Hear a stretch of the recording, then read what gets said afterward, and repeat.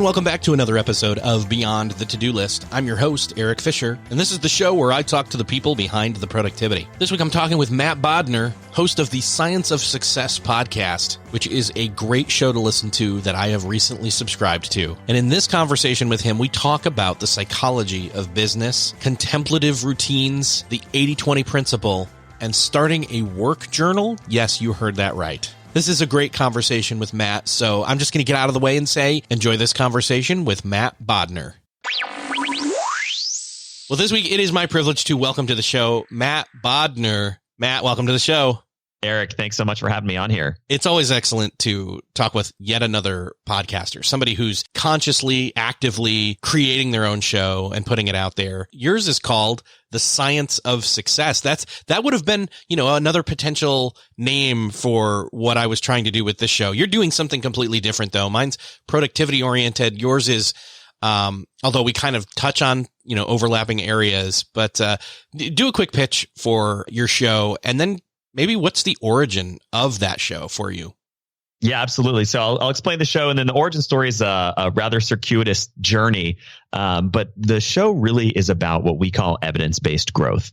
And so that spans a pretty wide spectrum. Productivity is certainly one of the things we touch on, but it's really about how do we look at science, research, data, evidence, and inform our life choices by using that. So how can we be better at sleeping, productivity, emotional intelligence, all the kinds of influence, connecting with other people, all of this stuff. We like to bring in scientists, neuroscience, psychologists, all that kind of stuff, and really figure out what does the evidence and the research actually say, and then how can we make that super practical and applicable to our daily lives. So what does that mean in terms of changing our habits, changing our behavior, all of that kind of stuff? We try to marry all those things together, rooted in evidence and science, to really create effective patterns and modalities for change.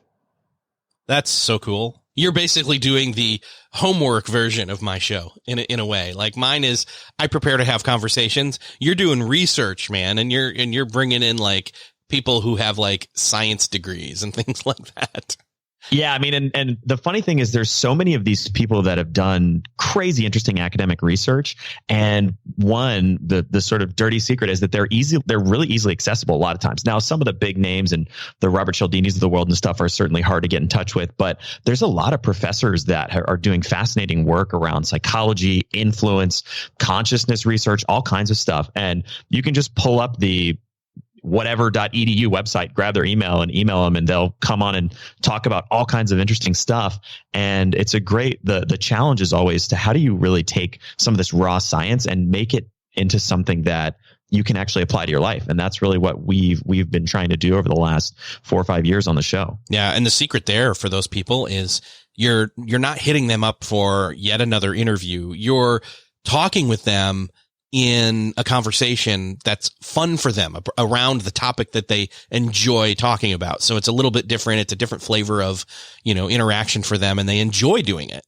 Totally. Yeah, that's totally true. So, okay. So let's get to the origin, because how did you get into this? How did you get into the idea of, the science of success?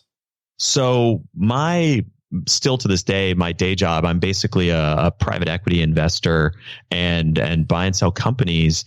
But as being part of that, one of the things I've always been super interested in is personal development, growth, all this kind of stuff. And even from when I was in college, I would just voraciously read all kinds of stuff, Mindset by Carol Dweck, and all of these books about psychology, Influence by Robert Cialdini, Predictably Irrational by Dan Ariely, some of the books that really shaped my thinking fundamentally. And I came to the early realization through actually studying Warren Buffett and his business partner, Charlie Munger, that psychology is one of the most important things to understand if you want to succeed in business specifically, but really any endeavor that involves human beings, right?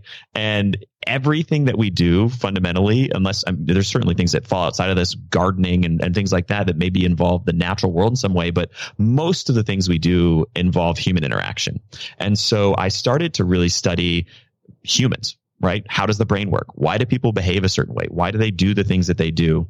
How can I get them to do what I want them to do? And what's why do I do certain things, and what is shaping my thinking? Why am I resistant to certain things? Why do I leap into certain things really easily? Why do I make good decisions? Why do I make bad decisions?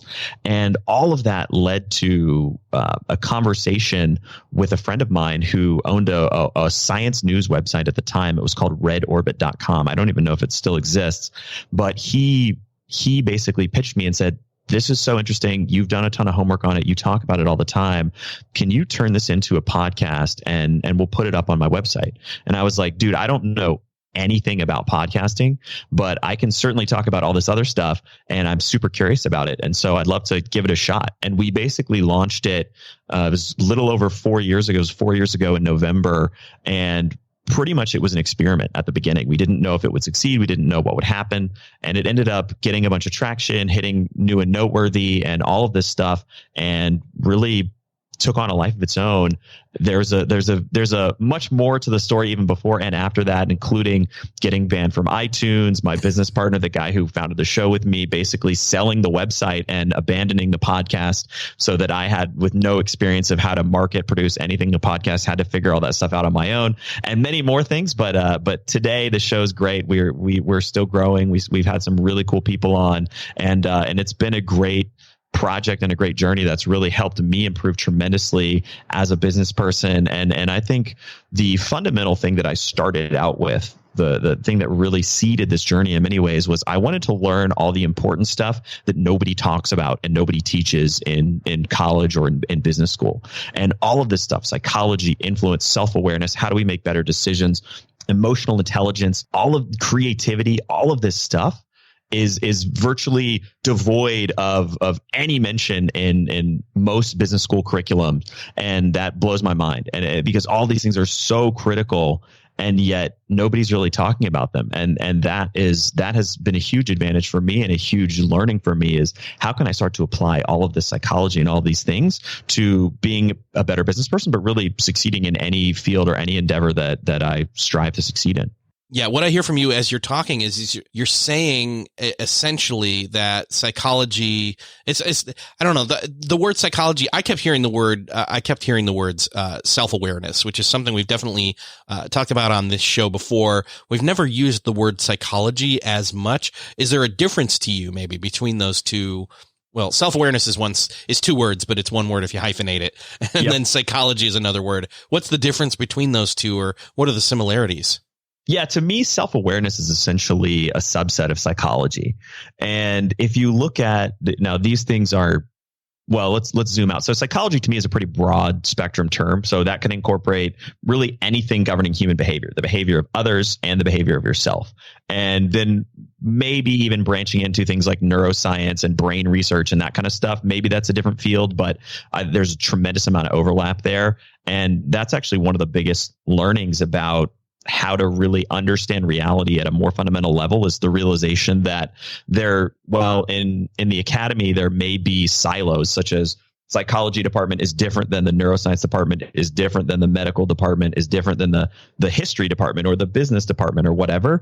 In the real world, those silos don't actually exist. And oftentimes having this multidisciplinary, cross-disciplinary perspective, where you realize that the way to truly understand and explain reality, which a big part of that is human behavior, is through having the lens of everything from psychology to physics to chemistry to sociology to all kinds of different fields, and pulling pieces and threads from various different, the term of art is mental models, from those various different disciplines, and combining them to form a really robust understanding of reality.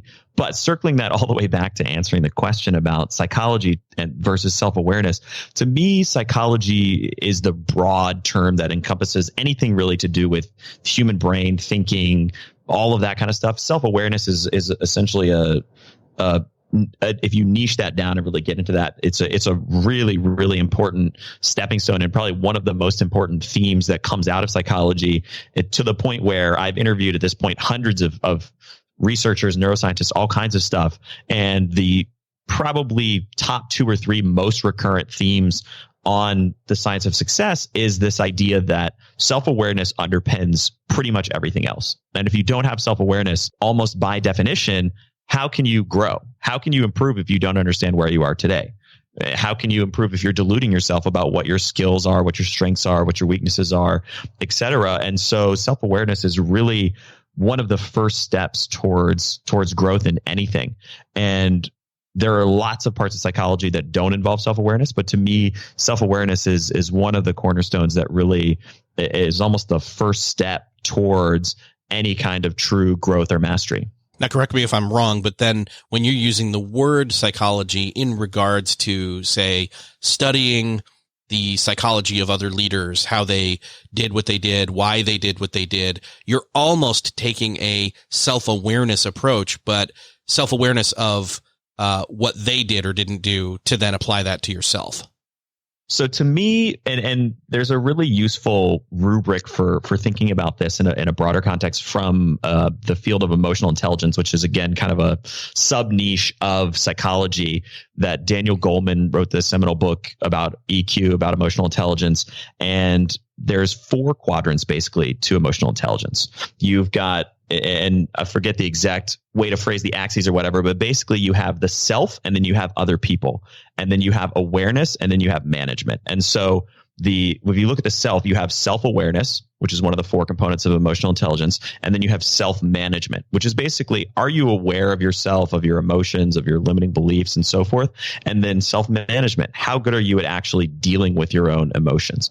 Then if you look at the other quadrants, the same thing, which is basically other awareness and then other management. And to me, both of those things really fall into what I call influence, which is basically thinking about how do you read and understand other people? How do you figure out what their motivations are? How do you figure out why they're doing certain things?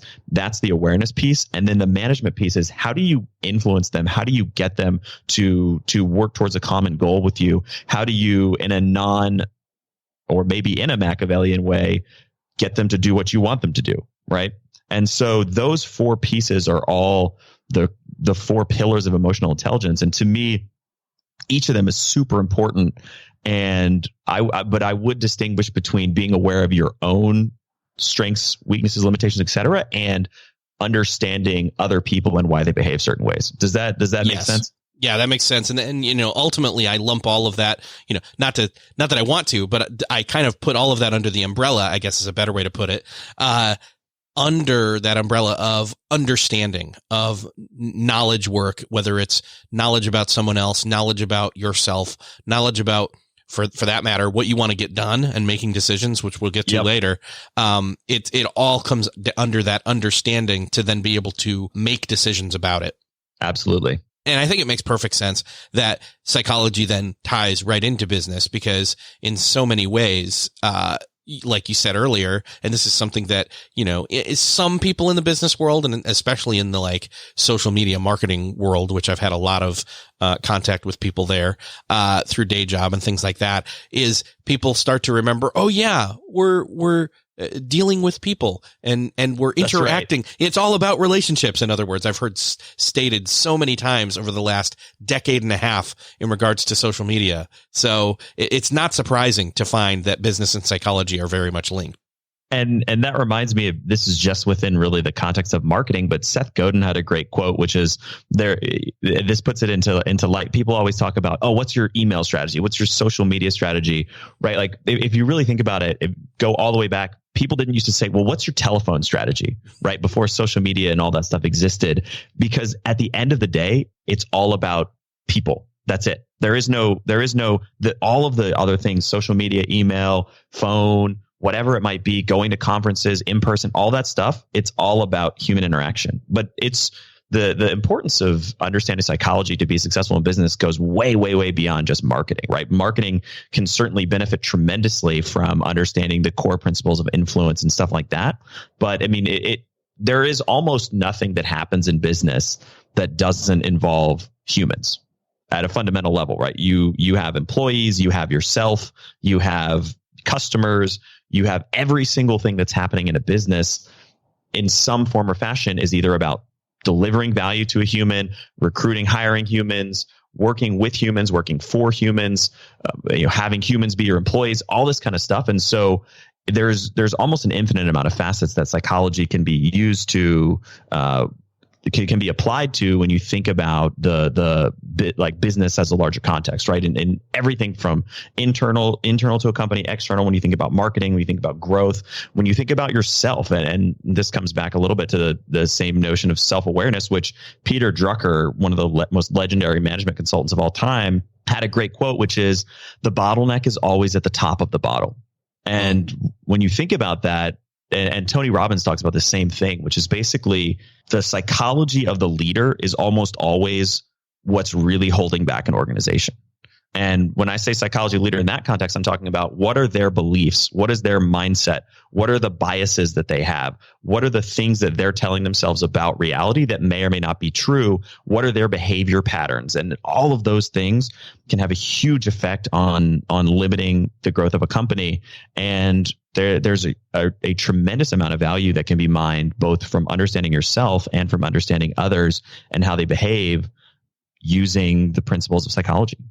I love that you brought that quote up, because I think that directly relates to the importance of this, is that it doesn't matter if you've got this massive group of people below you and you're the leader, it's still going to all come down to you.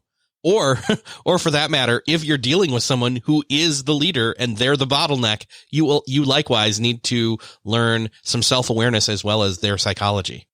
Absolutely. And there's so many applications of this that go, I mean, everything from, in a very, very micro sense, using body language cues to read somebody in a conversation, mirroring their behavior to build subconscious rapport with them, all the way up to thinking about somebody's life and their background and all this stuff. And, why do they believe that this is the right course of action? What's shaping their behavior? What beliefs do they have that are causing them to behave in this way? What goals are they trying to achieve? There's so many layers of analysis. It's almost crazy, but you can really start to, as you embark on the journey of understanding that stuff, you can start to piece by piece build an understanding of human behavior and what are the reasons that people typically react in certain ways. What are the reasons that people, even in a micro context, like what are the reasons people buy your product? What are the reasons people want to sell a company? What are the reasons that people fire their vendors, right? I mean, there's infinite applications of this, but there's so many ways that you can crack it or look at it, that it's been a very fruitful area of study to mine for my own personal benefit, but also through the podcast and sharing those lessons with other people. It's been a great journey to really start to honestly just scratch the surface of the fundamental question for me is, why do humans do certain things, and how can we influence them to do the things that we want them to do? So I think maybe it might be a good idea to take it from maybe a leader's perspective as well as maybe someone further down the chain, and say, if we're just getting started becoming aware of, I've just seen the tip of the iceberg in terms of the importance of psychology. From a leader's perspective, what would you say is a good starting point for them to start to dig into, other than material related to this that's in your own podcast? Obviously, where would they go to start to become a better leader in regards to psychology and all the benefits that can be found there? Yeah, this applies to me. Two of the fields that move the needle the most from a business perspective that this applies to, one is leadership, which you insightfully brought up, and the other is sales. And then there's many more than that as well, but those two really can create a big impact in a very short amount of time. From a leadership standpoint, the first place that I would start is looking at what psychology researchers call contemplative routines and integrating those into your life as a leader. And I'll explain what those are in a second, because those can be tremendously impactful and tremendously valuable. Now, contemplative routines can take a variety of forms, but in the fundamental, at the end of the day, what they are basically taking time to step back from the day-to-day, from the grind, from the hustle, from the constant state of reactivity that we all live in. Today, most people wake up, immediately check their email. They spend all of their time, or the vast majority of their time, in a state of reaction. They're always reacting to other people's demands, text messages, emails, Twitter posts, Facebook messages, all of this stuff. All of this external stimulus bombarding us constantly. There's literally an infinite amount of it now that we have social media and the internet and all of this stuff. Contemplative routines are carving out time, even if it's 15 minutes, 20 minutes, 30 minutes, that you can step back and that you can be proactive instead of reactive. Contemplative routines are about getting a little bit of perspective and figuring out what are my goals and priorities? What am I thinking about? What am I afraid of about this? What are my thoughts around, should I make this decision? What are the factors that are really playing into this? Where should I be spending my time? Doing things, and contemplative routines is a pretty broad category, but it can encompass everything from spending 15 to 20 minutes doing an 80-20 analysis on your business, or doing an 80-20 analysis on your time. It could be meditating. It could be finding some way to get a little bit of distance from what's going on in the day-to-day of your business and your organization, to really understand what your priorities are, what your goals are, and how, and asking yourself truly if where you're actually spending your time is aligned with those goals or not. Because what a lot of research shows, and I know this applies to me personally, and I've seen this half dozen times in companies that I've consulted with or worked with, is that almost everyone spends maybe 20 or 30%, but certainly less than 40% of their time on anything related to their goals. And there's some really cool psychology research that I can send you. We could throw in the show notes or whatever around that. But the fact that we spend definitely less than 50% of our time, usually it's more like 20% or less of our time on what our goals are. And that's assuming that you've actually defined your goals really clearly and you understand what the levers are that move you towards those goals and so forth, is a serious problem. And it's so easy to be just in the tumble wheel of constantly reacting to everything that's going on, instead of just pausing and stepping back and realizing, hey, the vast majority of this stuff is actually irrelevant and has nothing to do with what I wrote down as my goals. Why don't I spend 30 minutes working on my goal, or an hour working on my goal, or a half a day, or even a whole day a week, which would be pretty crazy, working towards what your stated and most important goals are. And so to me, leveraging or embracing contemplative routines in some way, bringing those into your life, and just setting aside, you can do this today or you can do this tomorrow. The first thing you do when you get up in the morning, before you check email, before you run into the whirlwind of daily life, spend 15 to 30 minutes doing a simple contemplative routine. It could be meditation. It could be a journaling exercise. It could be an 80-20 analysis, just some kind of thing that lets you step back and think from a higher level. Where should you be spending your time? What should you be doing? What are your key priorities? Are your activities driving what you actually think is important or what you know is important? And what can you cut out? What can you stop wasting time on? They're really simple questions. It's not rocket science, but it's just making a little bit of time to figure out what actually matters, and aligning your time and your activities with your goals is tremendously powerful. This, I think, is identifying one of the, if not the biggest productivity hurdles or just deflation elements to getting anything done that people have, which is, I just don't know what it is I'm supposed to be doing right now. I don't know how to make what I'm doing right now move the needle any further.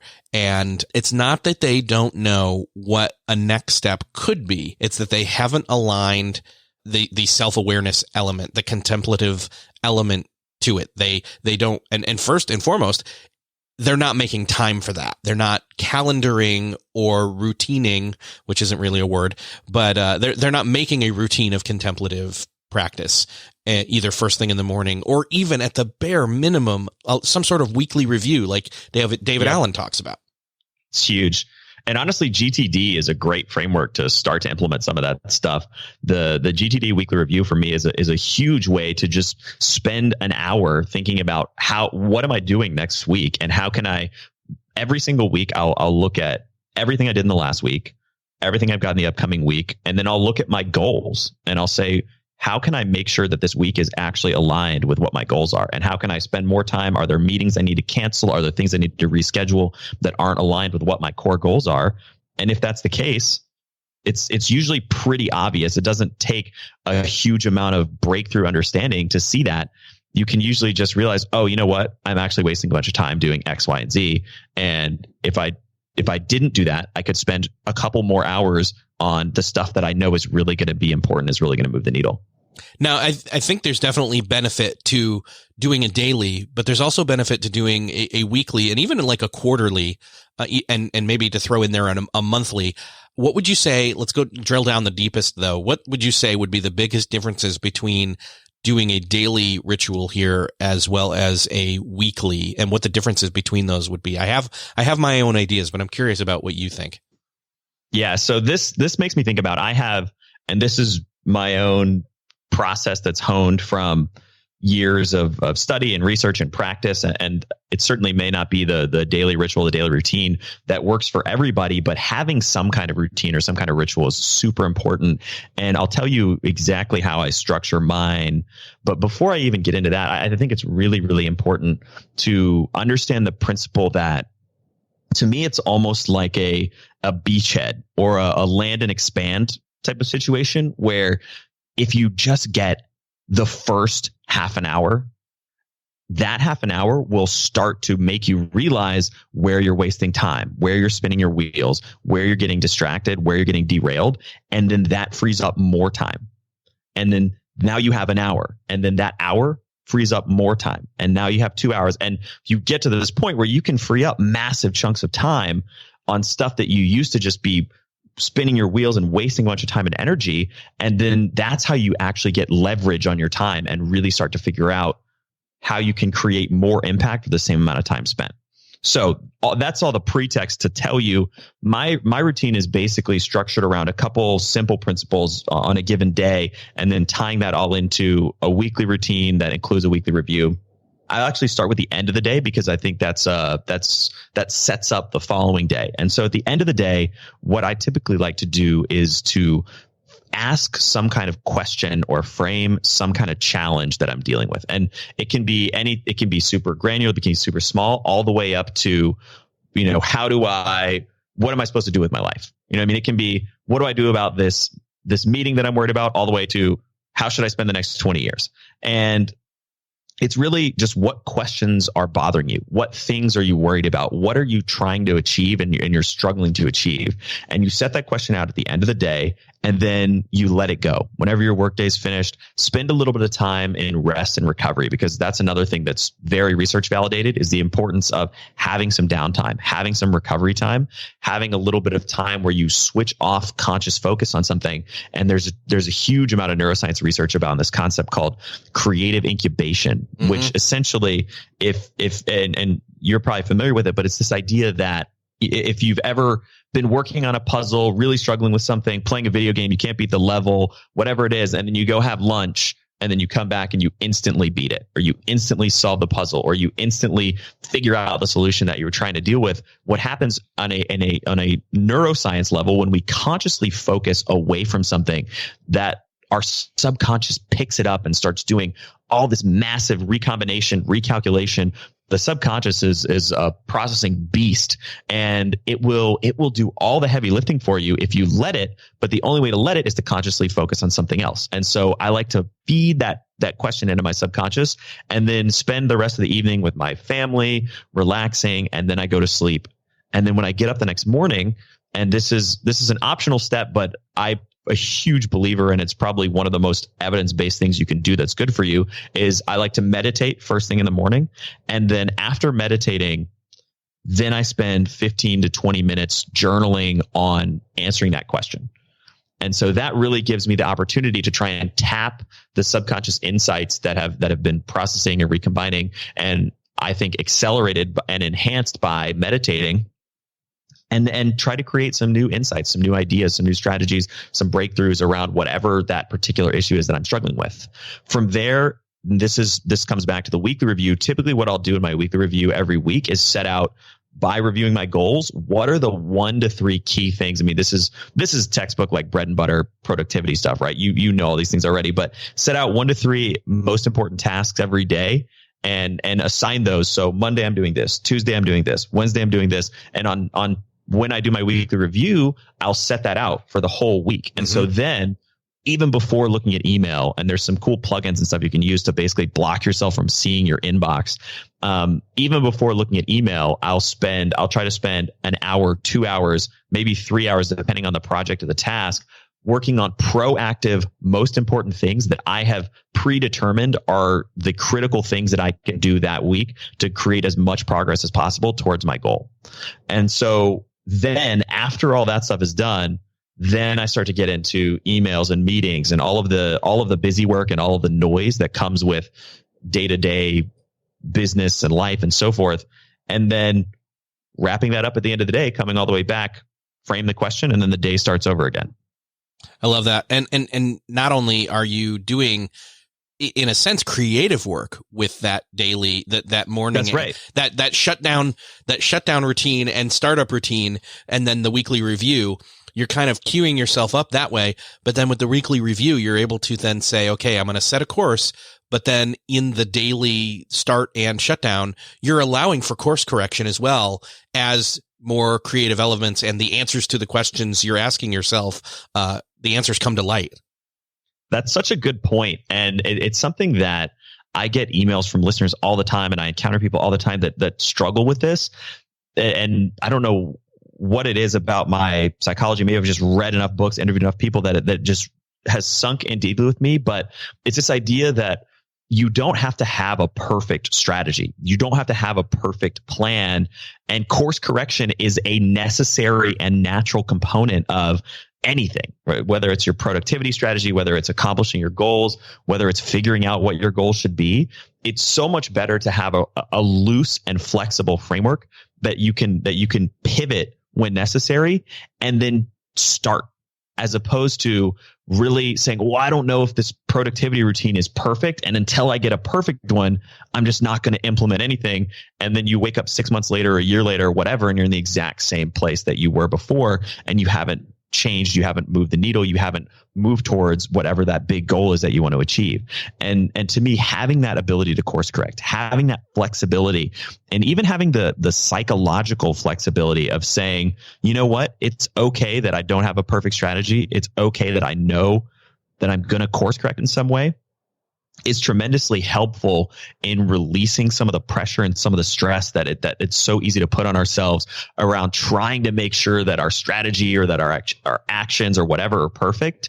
And it ends up sabotaging what you're trying to do. You know, I mean, every single week when I set my most important tasks, it's basically a best guess at the time. It's like, this seems reasonable that it'll probably move the needle towards what my goals are. And a lot of times, in hindsight, maybe it was totally worthless, but the net result of that is that I'm spending way more time working on stuff that usually pans out to be relatively important. And it creates this slow compounding impact where 6 months down the road, a year down the road, even 1 or 2 years down the road, it may not seem like a lot is happening. And then all of a sudden, all of those little hours that I've spent, that I've carved out, that I've said, hey, this seems like it's going to create the biggest impact on the thing that I think is the most important, just start to stack and multiply. And anybody who's seen a compound interest calculator or an exponential growth curve understands the power of compounding change.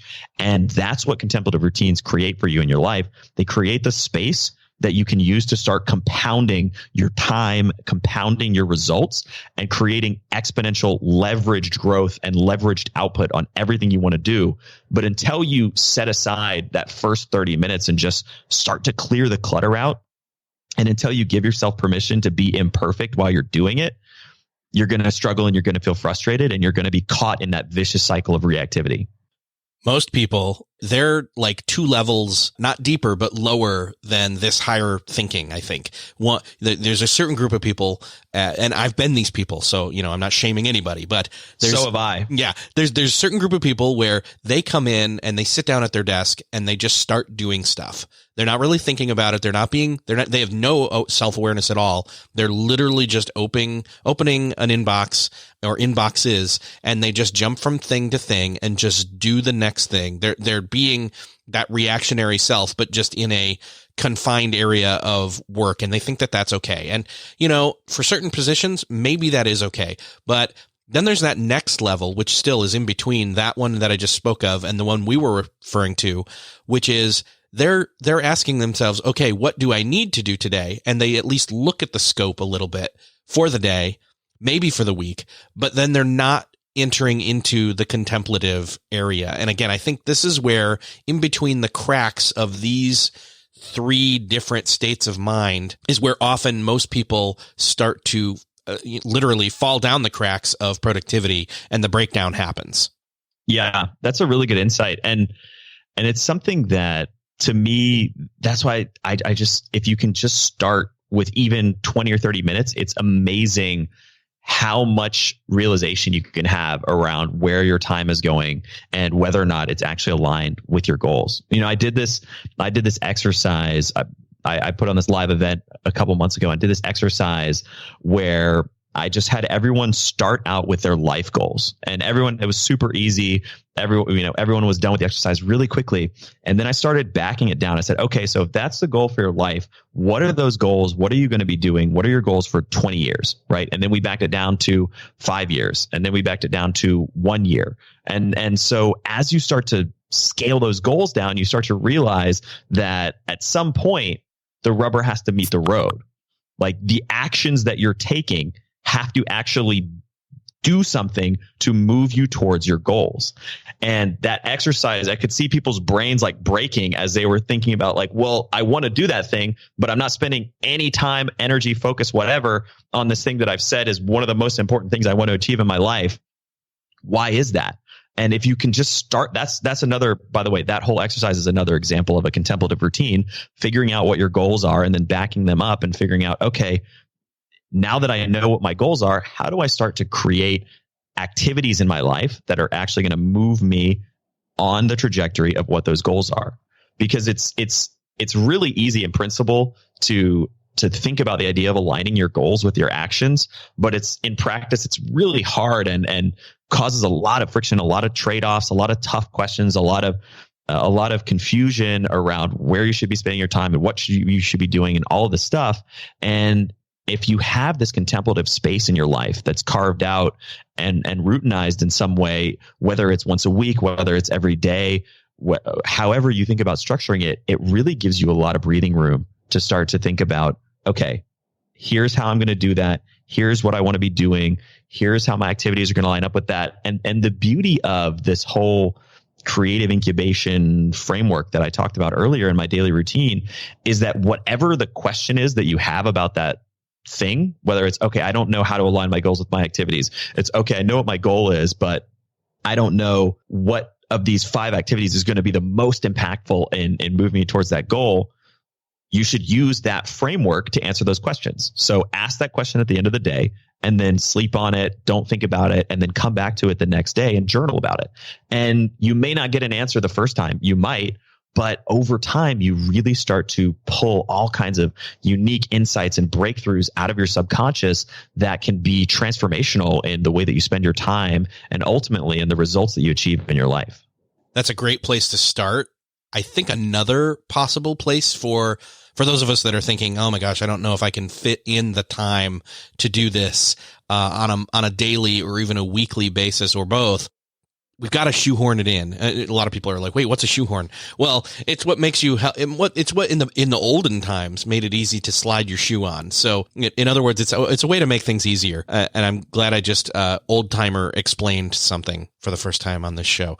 But the 80-20 rule is probably another really easy place to enter into in terms of, not monitoring time. What am I missing here? It's analyzing your time, figuring out. It's doing what is it? It's time tracking. There it is.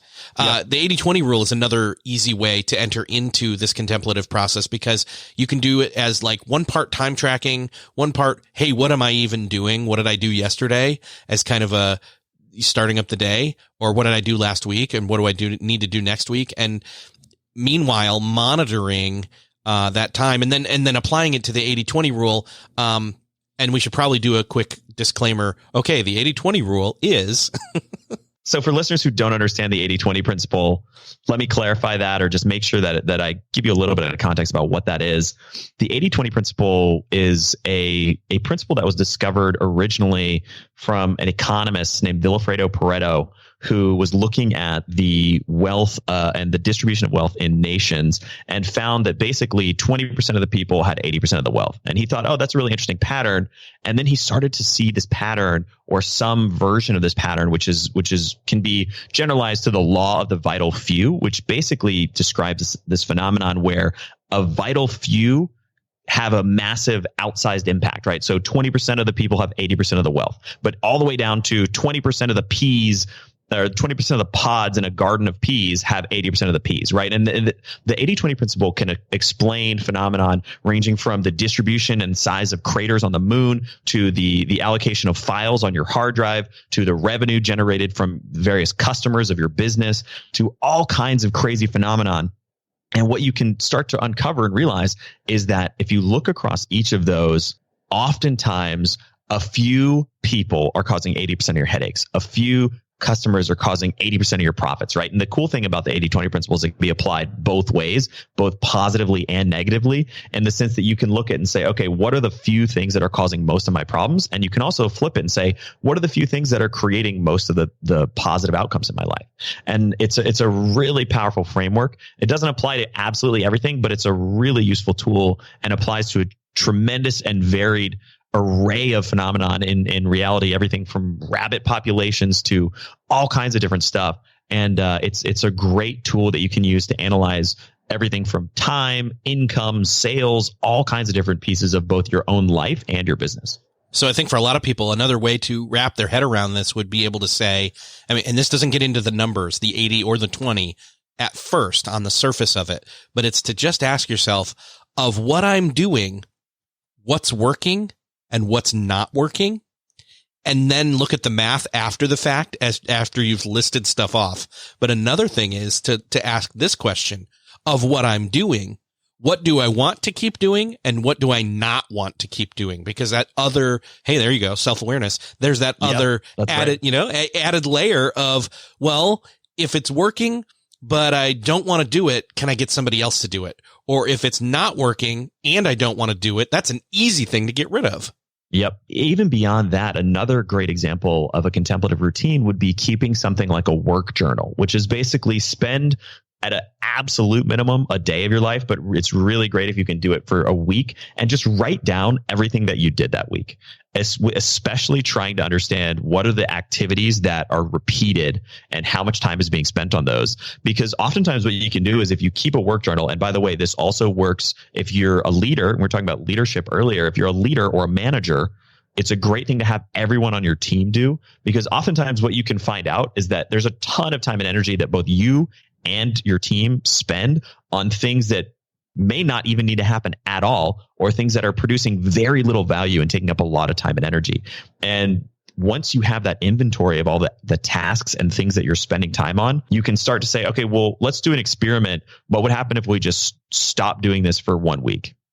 Or what would happen if we stopped doing this for 2 weeks? Or what would happen if we outsource this? Or what would happen if we found, a new person to delegate this to and let you focus on the more important stuff that's going to create more value for the organization that you're uniquely gifted at doing, right? And so a work journal is another component that fits into this whole big mess of contemplative routines, and it's a great complement to an 80-20 analysis as well. I love this. And of course, this, all of what we've talked about so far has kind of been hidden or Trojan horsed under this umbrella of, or getting into this mindset of how to be better at decision making. By having all this self-awareness, by asking yourself these questions, by getting into the habit of taking a look at where you're at and where you want to go, and taking a minute to, and then to ask yourself the questions and doing the weekly routines or the weekly reviews, it almost builds muscle memory for better decision making.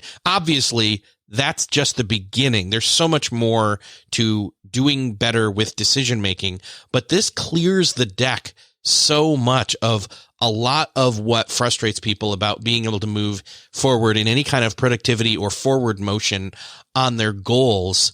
And that, again, as I tried to iterate or reiterate earlier in the conversation, that's where the breakdown happens of most people when it comes to their biggest problem with productivity is they're just like, I don't know what my next, it's not just I don't know what my next action is. It's I don't know how to choose between my next actions. I don't even know when to begin this project or when the right, and again, this is all, honestly, this is all thought work. This is all, again, some of the thinking about the work, homework, pre-work, whatever you want to call it, that David Allen and I talked about last time that I spoke with him a few months ago.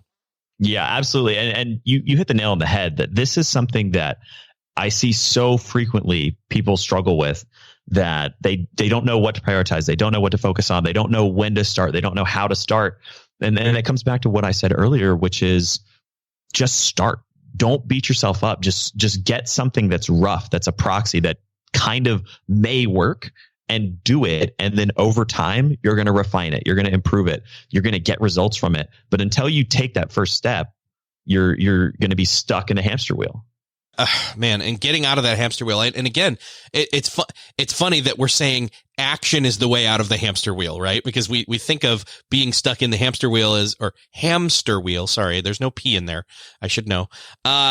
It's getting unstuck from a hamster wheel means still moving, but moving in a different direction, doing action in a different way. Exactly.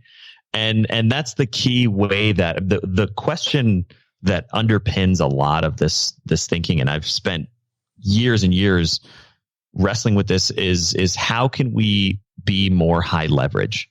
And what I mean by that is, for the same amount of time, because every person on earth has the same amount of time. But if you think about it, some people are getting insane amounts of results from that time, and some people are getting very, very little results. And what is the differentiating factor between those people? If they have the same amount of time, at some point, the work harder perspective has to break down, because you can't work 10,000 times harder, but you can have 10,000 times the impact if you're doing the right thing. And you can think about that from a money standpoint. You can think about it from an audience standpoint. You can think about it from a social change standpoint, whatever the perspective you want to use is. But the reality is that some people have more leverage on their time than other people. Yeah. Why? Yeah. Why is that, right? It's because they use contemplative routines.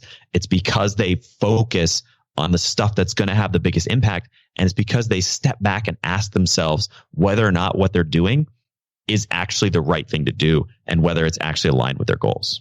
It seems so just common sense that we're saying this is like, well, if you need to step back and actually ask yourself these questions, actually do the thought process, actually do the homework. But like I said before, with the way we were prescribing people should go about it, and then the two other examples I have, which were much less involved, much less intentional, I think is really the word we're going for here, is it's passivity. And so, of course, if you're ready to wake up from passivity and become more intentional and get more out of life and get more out of your business and get more out of your relationships, then this is the path to that. Absolutely. I completely agree. And we ended up going deep down this productivity rabbit hole, essentially, even though there's so many things you can use to be a better leader, to be a better salesperson, whatever it might be. But it's such a worthwhile endeavor. And if you haven't gone down that path yet, that to me is really, and it comes all the way back to self-awareness. You have to be aware of where you spend your time. What are your goals? Are you aligning your activity with how your time is spent and with what your goals are? And if you're not asking and answering those questions, then there's a serious gap between where you think you're going and where you're actually going. I think what we've done here is really just make a case for why people need to subscribe and listen to your show. So you're very kind. Well, I mean, I know that I, for one, and I don't always do this, but I will say this. Yeah, I know that I have in your show found yet another show to subscribe to. And so that's always, I hope, high praise. So I appreciate that. Yeah. I mean, I would love to. Well, here's the thing. We're definitely going to have to not re-record. We're going to keep this. Record again. You will have to come back, in other words. Yes. On the show. So many more things we can dig into. Yes. There's so much more we can talk about, but not right now. And so open invitation. You will come back on the show. We will take another deep dive and continuation on this conversation. But for now, let's drive people towards your show and where they can find it and subscribe and listen. Absolutely. So the show is available anywhere podcasts can be found. It's called The Science of Success, and our website is successpodcast.com. It's also simple. And by the way, if you're listening to this right now in a podcast player, which if you're not, you're on a website or in a browser, so you can easily open up a second tab and do what he just said. So, all that to say, Matt, thank you so much. I'm going to link up everything that we mentioned, in the show notes. And thanks again for being here. And this will be the first of many, appearances, I hope. Well, Erik, thank you so much for a great conversation. Thank you for having me on the show. And I look forward to having some more insightful dialogues with you. Thanks. Well, that's another podcast crossed off your podcast listening to-do list. I hope that you enjoyed this conversation with Matt Bodnar. I know I did. And you definitely should go check out The Science of Success, his podcast. I'll link that up in the show notes, which you can find at beyondthetodolist.com/322. If you enjoyed this conversation, would you do me the favor of sharing it with somebody you know would benefit from it as well? While you're at those show notes, you can hit the share button or hit the share button in your podcast player app of choice where you're listening to this. And if you really enjoyed it, consider leaving a rating or a review. Thank you so much for sharing. Thank you for listening, and I'll see you next episode.